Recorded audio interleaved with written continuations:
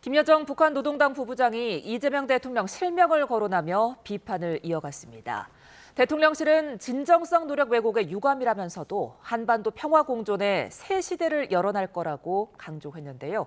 김열수 한국군사문제연구원 안보전략실 실장과 함께 이야기 나눠봅니다. 안녕하십니까? 네, 안녕하세요. 자, 김여정 북한 노동당 부부장, 한국은 외교 상대가 될 수 없다 이렇게 비난했는데요. 이번 담화문 어떻게 보셨습니까? 예, 이번에는 이제 담화를 발표했다기보다는 외무성을 방문을 했어요. 예. 그래서 외무성을 방문을 해서 거기 있는 국장들하고 우리말로 하면 이제 간담회를 했죠. 간담회를 하면서 이제 이런 얘기를 한 건데요.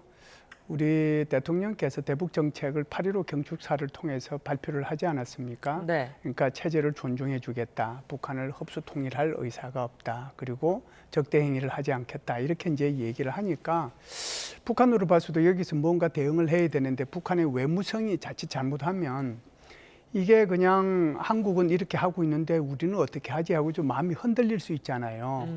내부 단속용으로 이런 얘기를 하지 않았나라고 하는 게 첫 번째고요. 예. 두 번째는 이제 김여정이가 한 말 속에 이런 것들이 있거든요.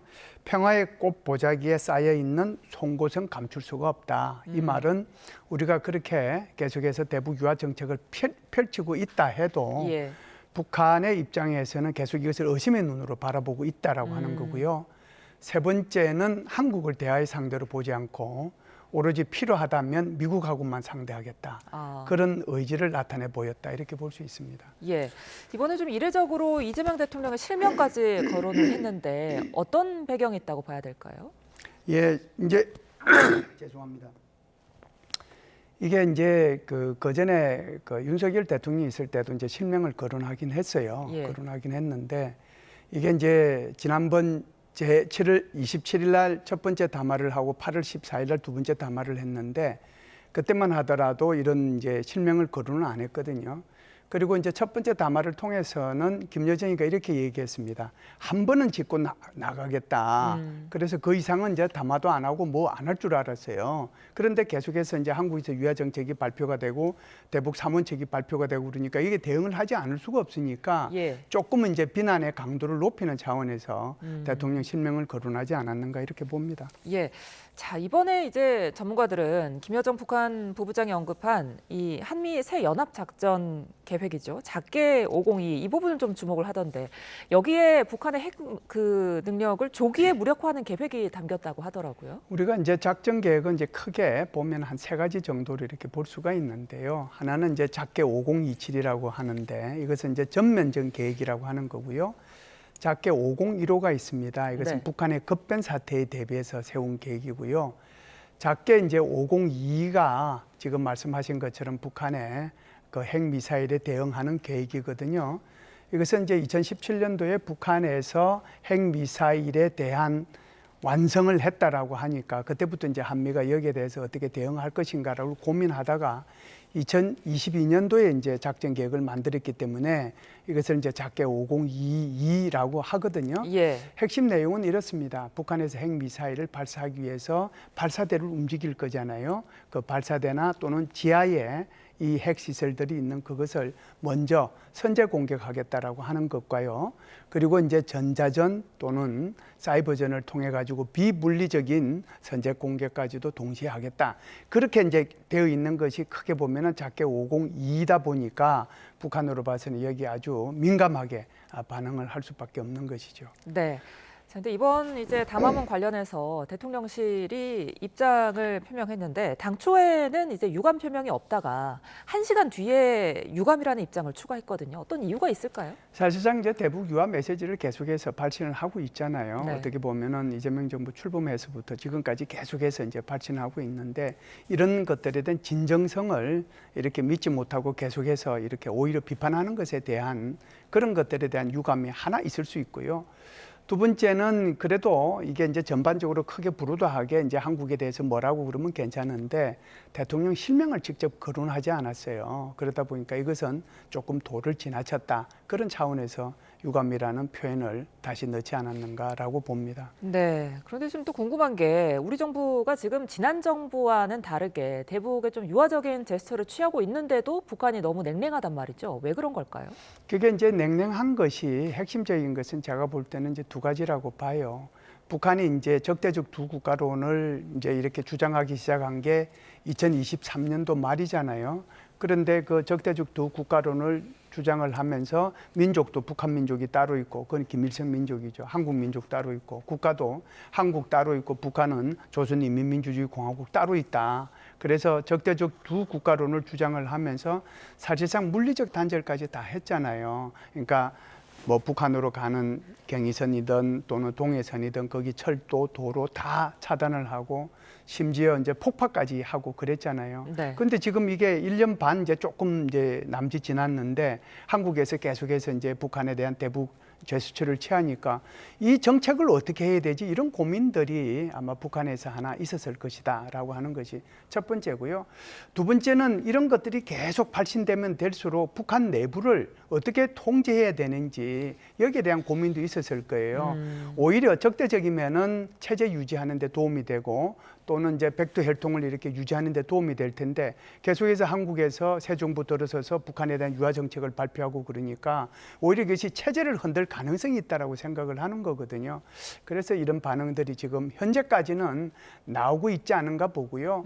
그리고 이제 그 김여정이가 한 말 중에서 조금은 우리가 관심을 가져야 될 부분 중에 하나는 역사의 흐름을 바꿀 만한 인물, 그걸 이제 우리 대통령 실명을 거론하면서 아니다라고 얘기했거든요. 그 말을 거꾸로 해석을 하면 역사의 흐름을 바꿀 일을 해라라고 이제 강요한다 이렇게 볼 수가 있겠죠. 예. 자, 그리고 동시에 김정은 북한 국무위원장이 한미 연합훈련에 대해서 비판을 했습니다. 네. 적대적인 대결 의사 표명이다 이렇게 비판을 했는데 이 부분이 향후에 뭐 북미 혹은 남북 대화에 대해서 선제 조건으로 한미 연합훈련 중단을 내세우기 위함이 아니냐 이런 해석도 있더라고요. 네, 그런 해석도 이제 충분히 가능을 하죠. 예. 그러니까 지금 김여정이가 하고 있는 얘기는 한국에서 계속해서 이렇게 대북 유화 정책을 펼치고 있는데 한편으로 보면 한미 간에 연합훈련도 하고 있지 않느냐. 그래서 말이라고 하는 것은 대북 유화 정책을 한다고 하면서 실제로는 꽃 이렇게 보따리에 어떻게 보면 쌓여 있는 송곳, 그게 네. 바로 한미연합훈련 아니냐 이렇게 얘기를 하거든요. 그래서 한미연합훈련을 중단을 해야 그나마 이렇게 남북 간에 무슨 길이 보이지 않겠는가, 그것을 이제 이렇게 암시했다 볼 수가 있겠죠. 이제 동시에 핵무장의 급진적인 확대도 언급을 했는데 아무래도 향후에 뭐 북미 대화가 재개되더라도 핵은 포기할 수 없다 이런 입장을 좀 나타낸 거 아닐까요? 네, 엊그제 이제 월요일이죠. 우리가 이제 한미연합훈련을 시작을 하니까 김정은은 이제 남포조선소를 갔거든요. 예. 그래서 5,000톤급 구축함이죠. 신형 구축함인데 그 체해노에 가서 실제적으로 통합 무기 체계가 제대로 작동될 수 있는지 지금 시험 중인데 그걸 점검을 했거든요. 그 점검하는 과정 속에서 지금 말씀하신 것처럼 핵무력을 급진적으로 확대해라라고 얘기를 했는데 실제로 이제 핵무력을 급진적으로 확대를 이제 이 얘기는 한두 번 얘기한 건 아니기 때문에 급진적으로 확대함과 동시에 우리한테 주는 메시지 또는 미국한테 주는 메시지는 이제는 이제 다음 주 월요일 되면은 한미 간의 정상회담이 있지 않습니까? 네. 정상회담에서 비핵화에 대한 논의는 아예 빼라라고 하는 것을 이제 어떻게 보면은 저런 표현을 통해 가지고 우리한테 강요했다 이렇게 볼 수가 있겠죠. 그 말씀해주신 그 곧 열릴 한미 정상회담에서 트럼프 대통령이 이제 북한과의 대화 의지를 지금 거듭 밝히고 있는 상황인데 우리나라가 어떤 역할을 좀 해야 할까요? 아무래도 이제 그 지금 북미 회담의 가능성은 이제 일정 부분 있다라고 보거든요. 왜 그러냐면 이제 우크라이나하고 러시아 간의 이 회담을 통해 가지고 이제 종전 또는 정전 이게 이제 언제 끝날지는 모르긴 해요. 그렇지만 일단은 이제 전체적으로 보면 큰 흐름은 그 흐름으로 넘어갔다라고 볼 수가 있거든요. 이게 이제 끝나고 나면은 이제 미국도 북한에 대해서 좀 관심을 가지지 않겠는가라고 생각을 하고요. 북한의 입장에서도 만일에 러시아의 종전이나 정전이 이루어지고 나면은 더 이상은 이제 북한이 어떻게 보면 러시아는 북한을 더 이상 필요로 하지 않지 않겠어요? 예. 병력도 필요하지 않을 거고 북한으로부터 무기 체계가 더 필요하지도 않을 거잖아요. 네. 그러면 북한으로 봐서는 이게 새로운 외교적 어떤 무언가를 해야 되겠다는 생각을 가질 필요가 있거든요. 그것이 아마 그 북미 회담일 거다라고 아마 북한은 생각할 거예요. 그렇다라고 하면 북미 회담의 가능성은 있을 수가 있겠죠. 그냥 북미 회담이 바로 넘어가면은 한국은 어떻게 되겠어요? 아무것도 안 되는 거잖아요. 그렇기 때문에 이번에 가서 아마 한미 정상회담을 통해서 북한 비핵화를 얘기를 하면서 아마 북미 회담과 함께 남북 어떤 회담이라든지 이런 것들에 대한 것들도 같이 논의하지 않겠는가 그런 생각을 합니다. 2018년도 상황이 되기를 바라는 거죠. 남북 정상회담이 먼저 있고 그리고 싱가포르 정상회담이 있고 그리고 이제 평양 회담이 있고 이런 식으로 이제 가는 그런 회담이 되기를 바라는 것이죠.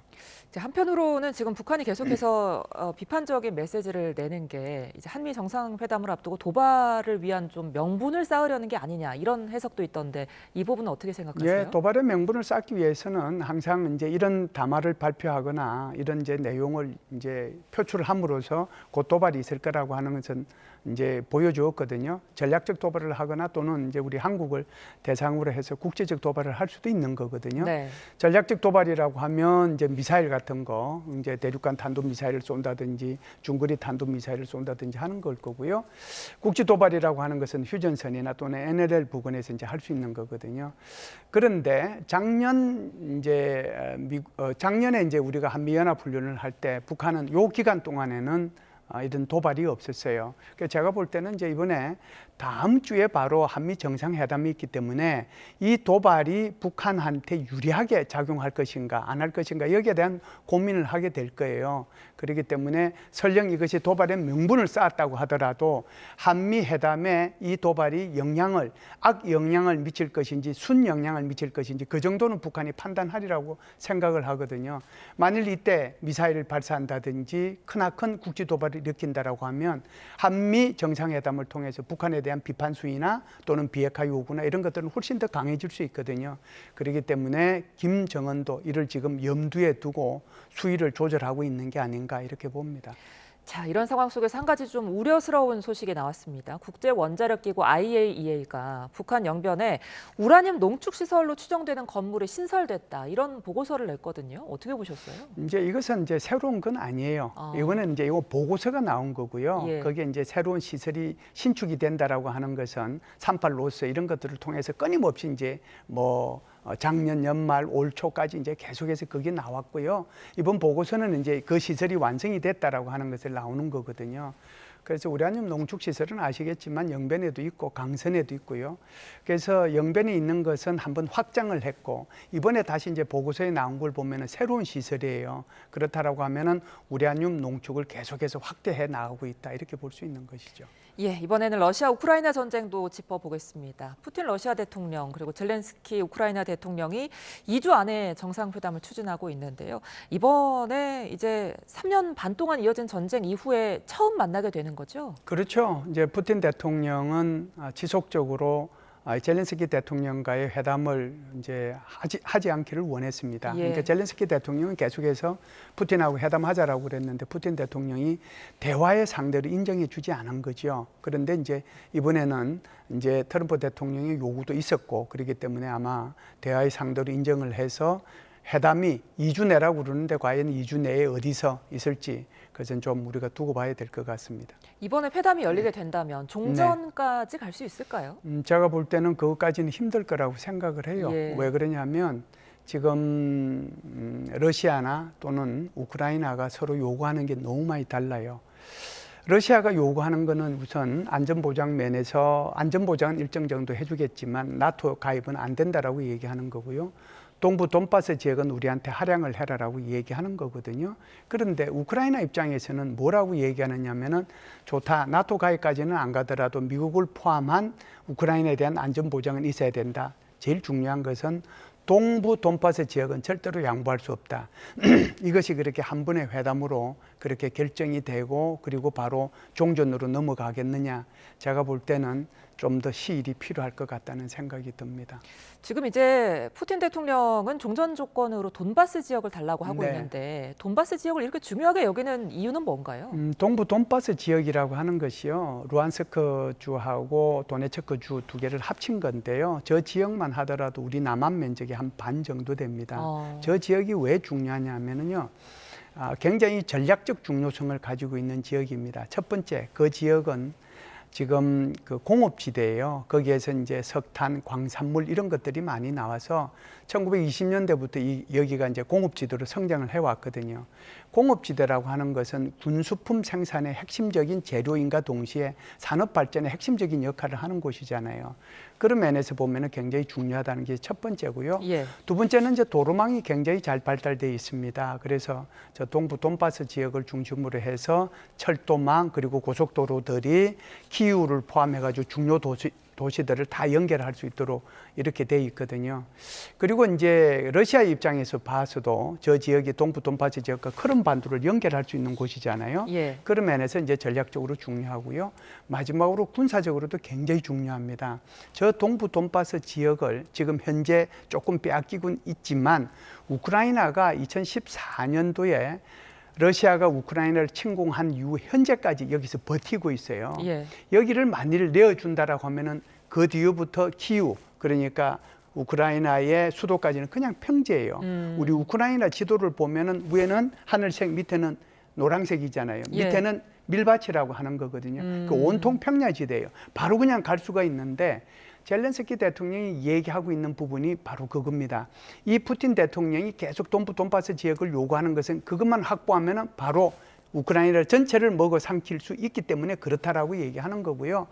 그래서 푸틴 대통령이 이 트럼프 대통령하고 이번에 정상회담을 할 때 지도를 하나 갖고 갔습니다. 예. 그 지도 속에서 얼마만큼 이것이 지금 점령당하고 있는지, 그리고 만일 동부 돈바스 지역을 내주면 서유럽 전체가 얼마만큼 위험에 빠지는지 그것을 잘 설명을 했기 때문에 그렇게 이 트럼프 대통령도 동부 돈바스 지역을 처음에는 이 러시아에 넘겨주라고 했던 것을 영토 문제는 러시아하고 우크라이나 양자 간에 결정할 문제라고 해서 뒤로 빠졌거든요. 네. 그만큼 동부 돈바스 지역은 정치적으로, 경제적으로 또 군사적으로 굉장히 중요한 지역이다 이렇게 볼 수가 있죠.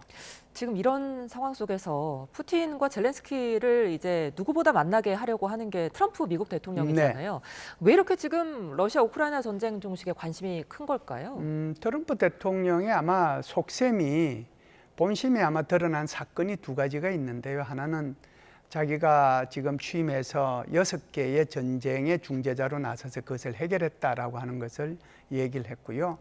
두 번째는 이제 이 트럼프 대통령이 유럽의 정상들하고 같이 백악관에서 회의를 하지 않았습니까? 그 회의할 때 그 마이크가 꺼진지도 모르고 그냥 마크롱 대통령한테 본심을 얘기를 했어요.